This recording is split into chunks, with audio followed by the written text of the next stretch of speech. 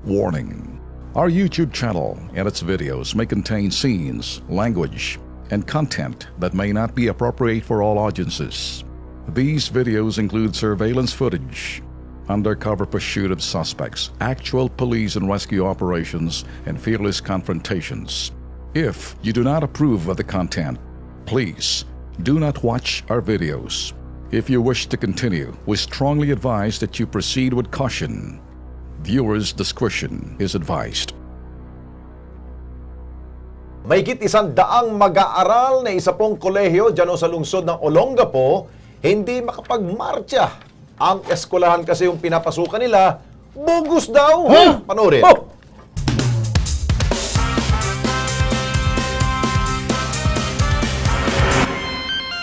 Ang pagmarcha matapos ang 4 o 2 taong pag-aaral ang inaasam ng bawat mag-aaral. Pero iba ang sinapit ng mga estudyante na kumuha ng 2-year course ng Business Management sa Capstone Institute of Business and Arts sa Olongapo City. Marso sana na nakaraang taon ang buwan ng kanilang graduation. Pero ang pagtatapos, abay, napurnada dahil ang dorobong eskwelahan hindi raw accredited. Base sa pinadalang reklamo ni Lemuel Lucanyas, isa sa mahigit 100 estudyanteng nagre-reklamo.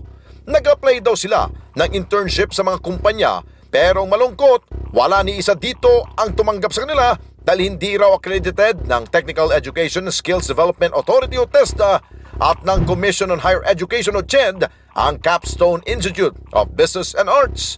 Dinulog nila ang reklamo sa may-ari ng paralan pero ang tugon ni William Ramos, ang may-ari ng Capstone Institute of Business and Arts, ibabalik na lamang daw niya ang ibinayad ng mga ito at ililipat na lamang ang mga mag-aaral sa ibang paralan. Dagdag pa rito, maaari rin daw niyang tulungan na makakuha ng certificate mula sa TESDA ang mga estudyante.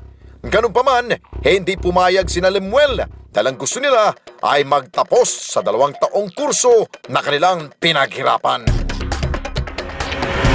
Nako, dito kawawa ang ating po mga estudyante. Naggumugol na ho sila ng panahon, oras, at pera. Itong problema, hindi ho sila makagraduate. Pero itong po pangako po ng Capstone Institute of Business and Arts, pangako ho nila, ibabayaran daw ho nila. Problema, gusto nila magmarcha. Matapos po at makahanap ng trabaho, yan ba'y makakaya ninyong gawin? Mabibigay ba ninyo? Yan ang malaking tanong doon.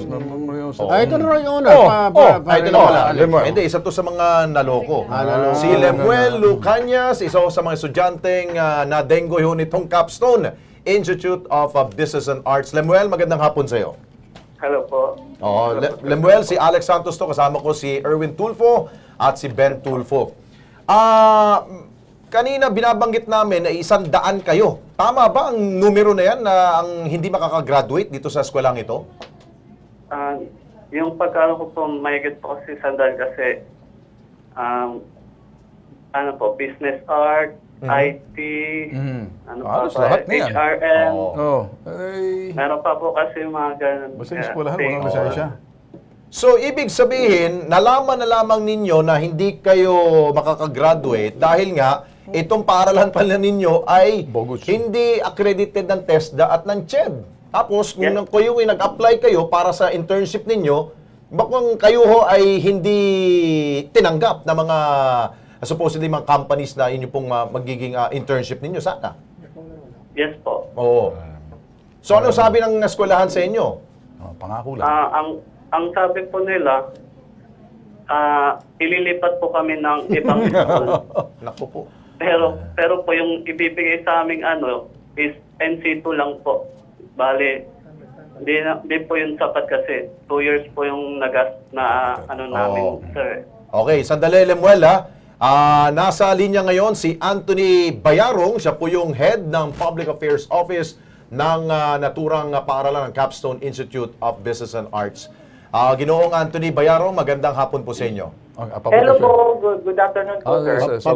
Taga-Public Affairs Office po siya ng Olongapo City. Ayun. Yes, sir. Sir Anthony, idudulugo sana namin itong problema ho na isa pong paaralan dahil po marami ho na biktima po mga estudyante. Ito po yung Capstone Institute of Business and Arts. Ito po ba meron po bang business permit po ba? Nakakuha po ba sa inyo ito?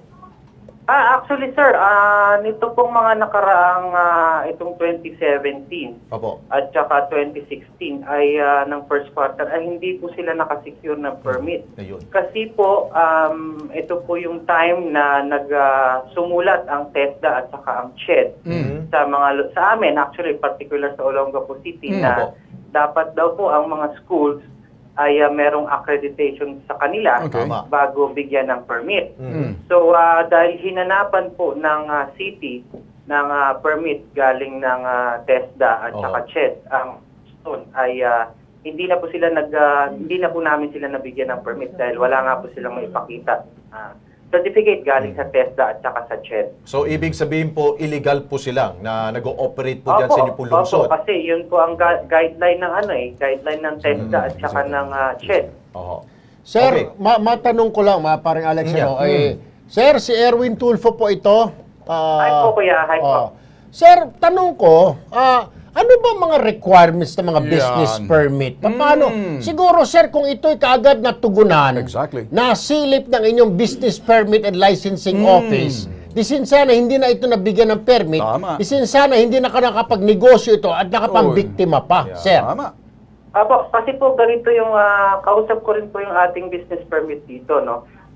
Ang sabi po ng ating business permit, ang requirement lamang po, noon, nung 2016 pababa, ay wala pong nire-require ang ating business permit na CHED at saka ng TESDA.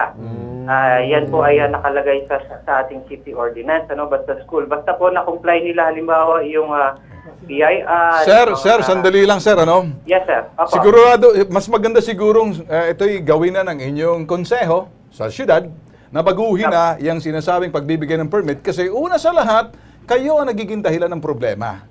Epekto na ito para doon sa mga estudyante dahil kung ginawa niyang trabaho at ginawa ng konseho na sa halip na sinasabi, tama na to, ang bawat eskwelahan tulad nito, CHED o TESDA, kinakailangan hanapan niyo yan. Kasi pag hindi, bogus yan. Anhin yung sinasabing business permit kung bogus naman at ang resulta nito ay magdudulot ng perwisyo at kalbaryo sa mga estudyante, boss. Tama po, kuya. Kaya nga po, gawin nyo na. Tama po, kaya po noong 2016, ito po ay in-implement na natin. Problema lang. Naghahanap na po tayo. Lahat po ng mga schools, lahat po, simula elementary hanggang college, ay hinahanapan na po natin ng test. Ngayon, 2018, sir, okay na ba? Hinahanapan nyo na. May mapapasara na ho ba kayo? Apo, actually, itong capstone po ay pinasara na nga po dahil wala nga po silang ma-provide na CHED at saka TESDA certificate. Okay, siguro, Sir Anthony, siguro bukod po sa pagsara ho dyan sa paaralan na yan, sampahan nyo na rin, tulungan nyo po yung mga estudyante na masampahan po ng kaso yan. At para meron pong makulong. Apo, actually, nung nagda-dialogue po ang capstone at saka ang mga estudyante, actually, sumama po yung ating mayor dyan kapag sumama siya, kasama sa dialogue, At ang binigyan po ng ating mayor ng abogado, yung mga estudyante at mga magulang. At yan po ay ang tulong ng ating LGU para po dito. Okay, Sir Anthony, thank you so much po sa inyong oras po dito sa You're welcome po, sir. You're welcome po.